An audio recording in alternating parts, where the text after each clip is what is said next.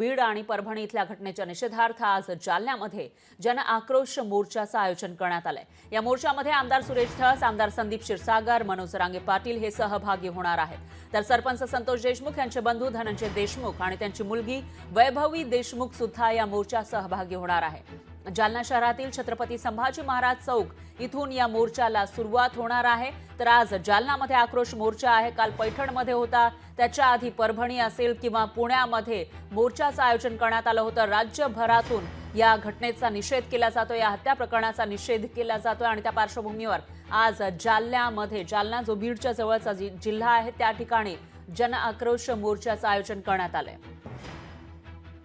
बीडमधील मसाजोग गावचे सरपंच संतोष देशमुख यांची मागच्या महिन्यामध्ये हत्या झाली होती, त्याला 1 महिना पूर्ण झाला आहे। अजूनही एक आरोपी फरार आहे, तर इतर आरोपींना पकडलेला आहे। मात्र या आरोपींना कठोरात कठोर शिक्षा करा अशी मागणी केली जाते आणि त्याचबरोबर वाल्मिक कराड हा मुख्य आरोपी असल्याचा आरोपही केला जातोय। जरी वाल्मिक कराडवर खुनाचा गुन्हा दाखल नसला तरी देखील त्यालाही आरोपी करण्याची मागणी होऊ लागली आहे।